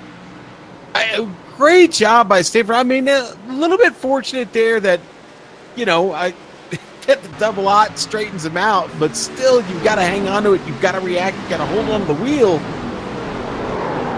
Wow. And now speechless almost. Now Michael Dullard is stuck behind Stanford, and I've got to and Dullard gets in the wall actually. I've got to confess, Sean, Dullard, I think, has been a driver who's been struggling a little bit with making passes tonight. I really think he is one of the faster cars out here tonight, all night long. It just hasn't been able to complete the passes as easily as some of his competitors.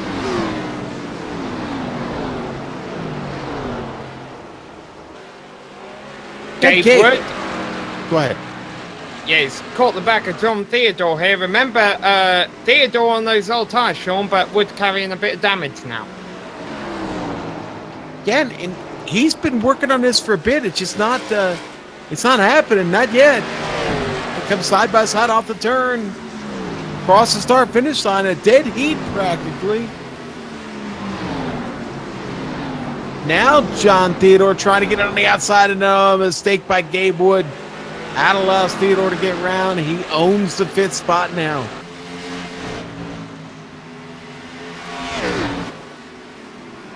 Well, for the first time in 1 hour and 15 minutes and 125 laps, things look pretty single file here, Sean. Almost tame with 25 laps to go.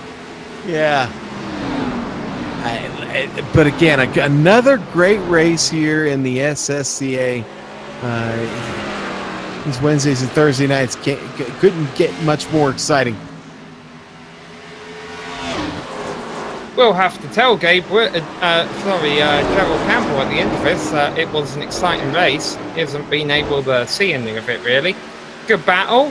Going on for 5th. It continues to be this Gabe Wood, John Theodore battle.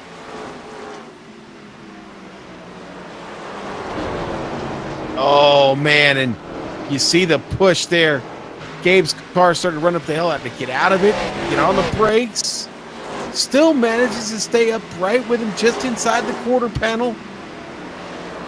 Theodore is not clear, can't bring that car down the track. Shouldn't. If he does, it won't end well.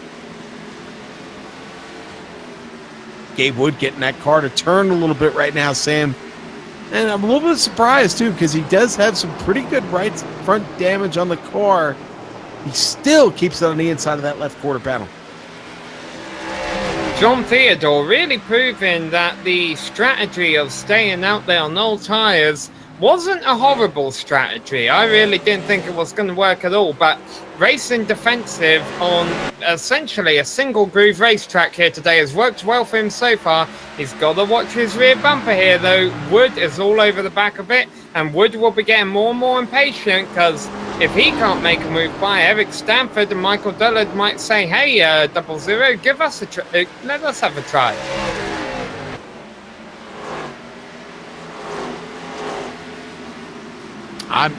I'm afraid that Gabe Wood might be milking as much speed out of that car as left in it. Ah, there he goes. He does get that move finally pulled off on Theodore, just as I'm thinking that old beat-up car doesn't have everything left in it. He does get himself into 5th. Question is, can he go catch Galgan at this point, who's 4 seconds up the track? I don't know. Lap times don't indicate it. And up front, Campbell on another runaway here, starting to pull away from Davis. 0.2 of a second over Davis last lap around. Now Campbell leading this race has 2 wins so far this season. Davis running second has 1 win. Clawell in third has 0 wins. Galgan in 4th has 1. Wood in 5th has 0, and he knows it. We remind him every time he comes to speak to us. Does that mean that we'll remind him again tonight if he comes to speak to us? Yeah, I don't think we'll have a chance, Sean. I mean, normally he's able to salvage a 2nd or 3rd place finish. He's back in 5th right now. And as you mentioned, 4 seconds back of Galgan. You know, it's amazing. All the close racing we've seen tonight, and things have just kind of to thin out here a bit, but Theodore and Stanford are still going at it. Theodore's been going at it with somebody all night. This is the good 3-car battle we've got left on track right here. Wood, Theodore, Eric Stanford not getting the mix, Dullard, and actually Josh Bonwell not getting himself into that mix. 4 cars we're dealing with now. Well, remember the moment Bonwell had earlier during this run, so he might have scrubbed some of the good off of that good year, although he's, wow, throwing it down on the inside of Dullard there. Oh, Stanford almost gets into Theodore. He really had to back out of it. That's going to check Dullard up.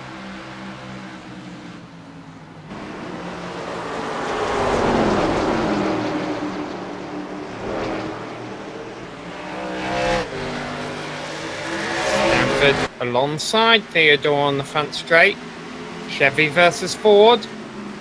And Chevy has a desired high line. Ford has a desired tires, and Chevy has a desired exit. Stanford actually gets loose. He's going to struggle to hold on ahead of another Chevrolet here. Michael Dullard going to make a pass, work on the high side, and let's see, he gets out of the groove. And he does get out of the groove, but able to get a nice enough run on the exit of the turn. Stanford going backwards. Well, and there's the close race that I talked about, Sam. That's where it is right now. Things have just really kind of separated themselves up front. Campbell continues to hold about a 2-second gap on Will Davis. Yeah, Gerald Campbell crossed the line this time by a 31.024. When Will Davis crosses the line, he is half a second slower.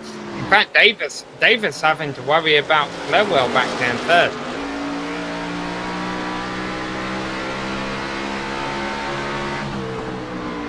So we mentioned Clerwell has yet to have a win this season. We will document how Gabe Wood doesn't have a win this season, mainly due to the fact that Gabe Wood has led 389 laps coming into tonight without a win. Clerwell, surprisingly, has only led 32 laps this season. I thought the number would have been a little bit more than that, because he definitely is one of our regular front runners here, so.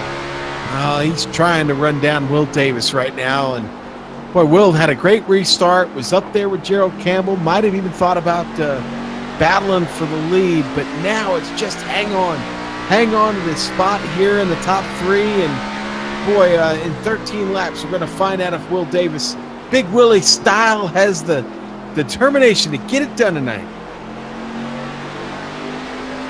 There are only 11 cars left in the race, left on the lead lap, and 30% of them are running basically with a blanket over them, with contact between them. And Eric Stanford made contact with John Theodore. Theodore came off worst of it. Michael Dillard actually had to jump on and lock up brakes coming out of turn 2 to not get into the back of Theodore. We got a replay of this. Look at this. There's almost half the field right there, Sean. Good point, Sam. Good point. Well, it honestly is the most competitive part of the field right now, Sam. Competitive in the sense that these guys are really, really digging deep down for these spots. Bonwell still holding them off. I don't know, Sean. Second place getting competitive. Will Davis has left the high side open for Clerwell. That wasn't a mistake. Yeah, I shouldn't overrate that battle back there. I'm sorry, my bad. Will Davis trying to hold off Clewell. Can he do it? Clewell's going to send it, is he?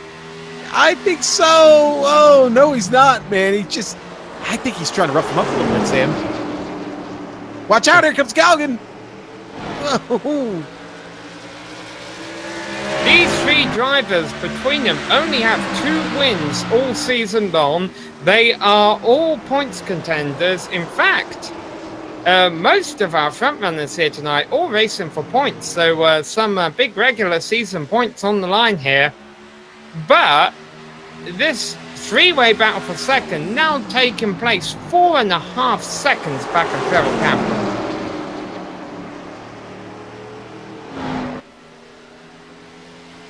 Campbell's gone and done it again, put on another dominant performance. Battle for 8th isn't over. Michael Dillard still trying to get around John Theodore. I mean, Dillard, I think some good things he's done out here tonight, Sean, but I don't know if this isn't his circuit. I have a feeling he should have been running a lot higher than this in the closing stages. Well, people have been trying to pass Theodore all night. He does not make it easy. And I wish Dullard a lot of luck here. Theodore going to try and hang on to this. Dullard going to bring it up the inside. Theodore getting a good enough run there off of 4. He does just hold on to it across the line. Dullard working down low, gets into him. Theodore into a spin, and he's able to save it. Wow, great job by John Theodore. He's got 9 lives tonight, Sam. I think he's got about 2 of them left. We got it on a replay. We've seen a lot of great saves here tonight at the New Hampshire Motor Speedway. Hashtag Save City. Sounds like a grocery store. Oh, there's the contact. I think Dullard knew he was going to hit him, so he tried to lighten the blow by just getting out of it as much as he could, and that contact winds up being slight. Theodore, again, does a lot of the work by keeping the car going in the right direction. And Clerwell able to get a much better run than Will Davis out of turn 4. They are side by side for second with 5.5 laps to go.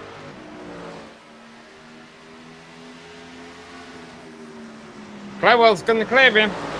And there, maybe. Oh, Davis. Here comes Galgan.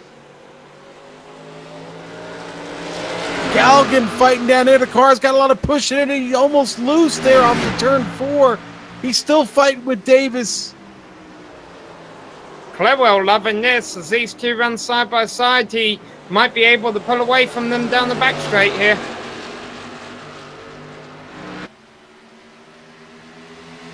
Galgan really been riding around the back of this pack all night with a chance here to maybe get a top 3.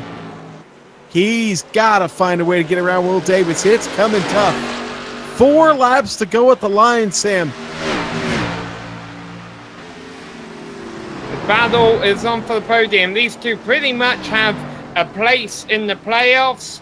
They know they're not going to win at this rate with Campbell and Clewell pulling away from them. This is all for bragging rights to get on the podium.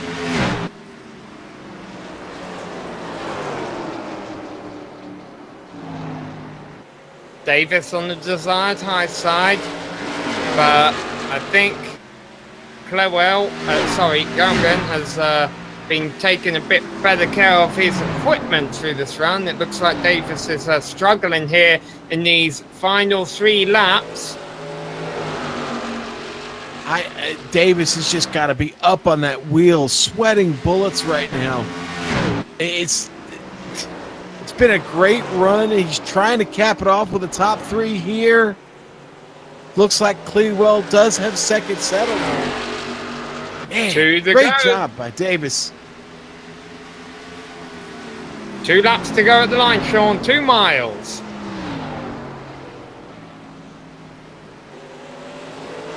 Davis got to stay composed here down the backstretch. Galgan. Oh, Galgan makes a big mistake. That might be all she wrote, Sam. I don't know. Davis still got to get around here. Galgan's starting to close again. Call up for the win. Yep, white flag is in the air.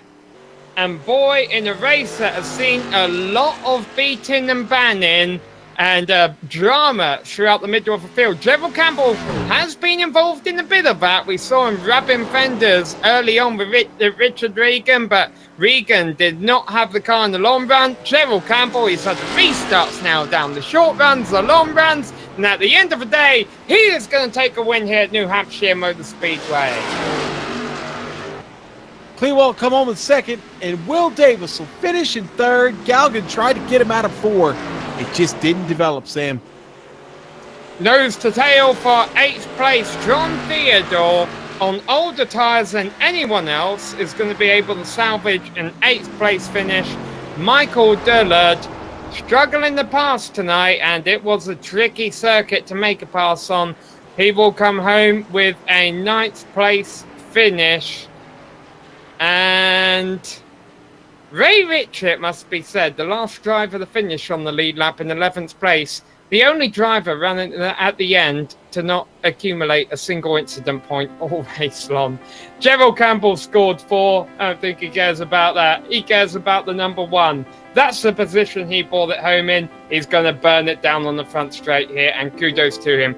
We will have a chance to talk to some of our top finishers here at New Hampshire Motor Speedway. We will be back with a full race rundown and drive interviews here on the Global SimRacing Channel. Don't go away.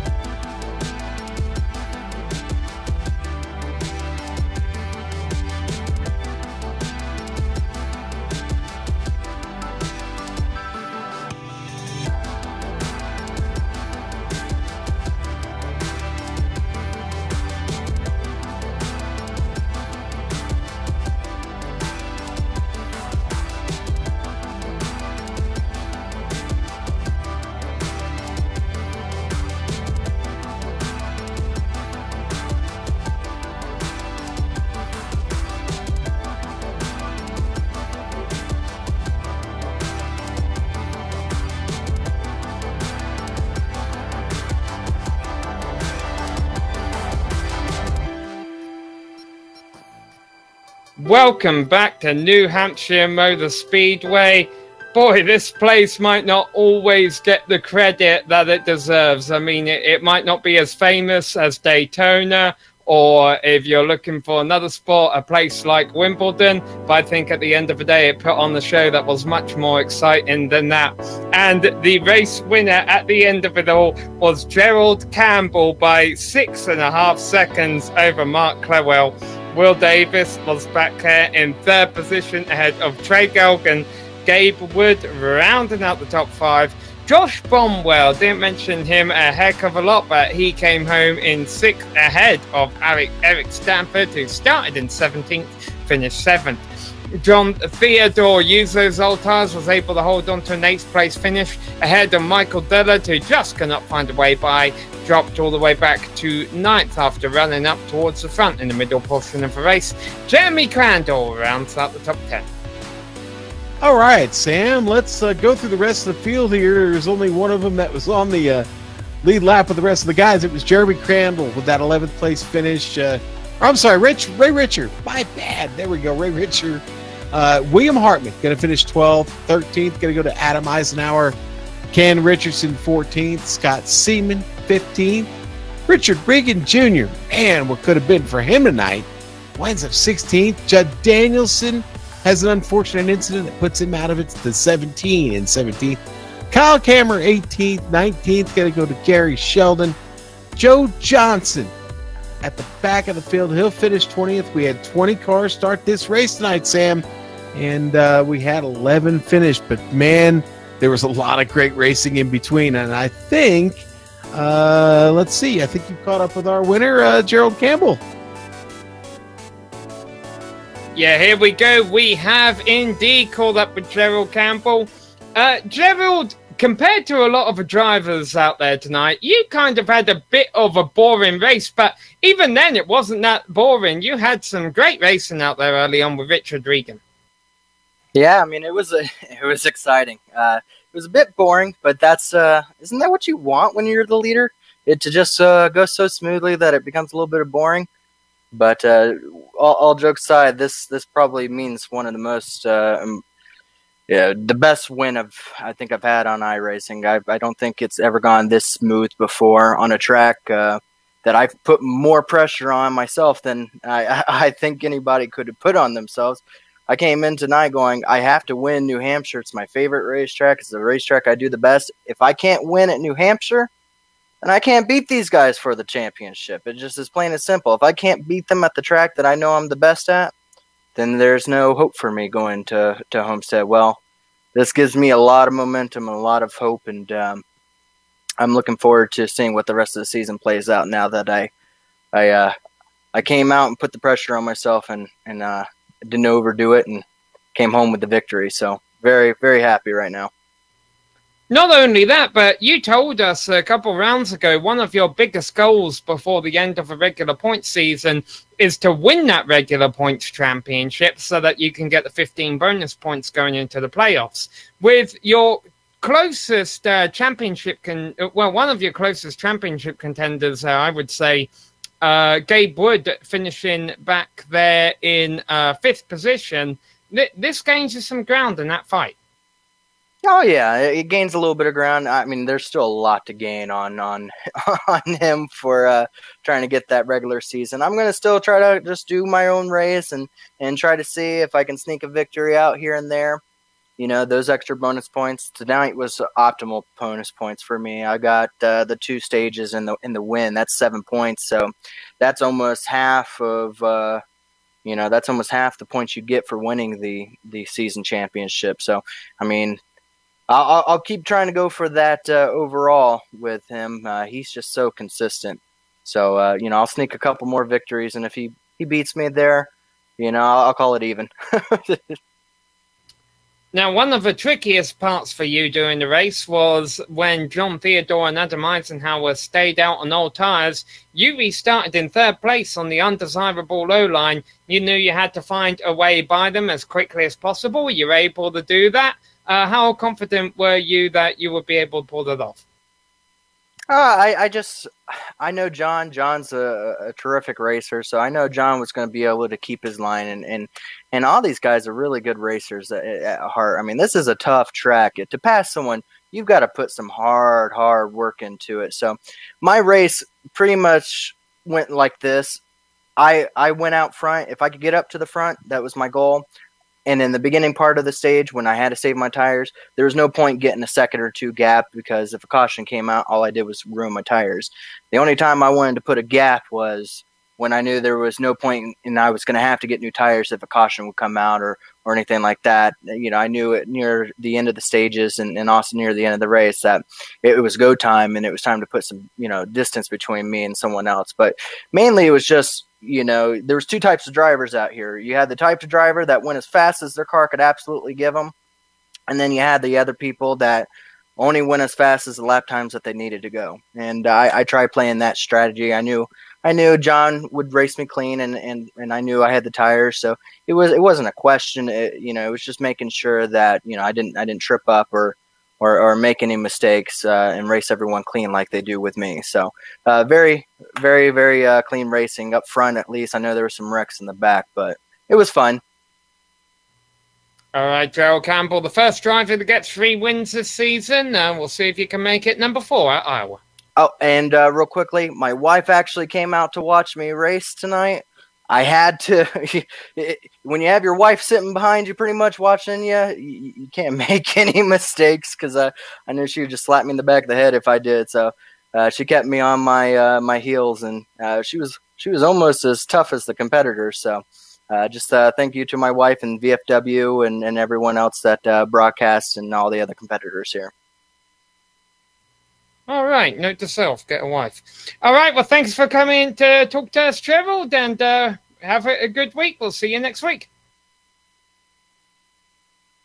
All right, Sean, you've called up with our second place finisher, Mark Clewell. Sean. Yes, I've got Mark Clewell, and Mark, what a race out there tonight, man. A lot of fender banging, but you managed to somehow get yourself where it needed to be there at the end.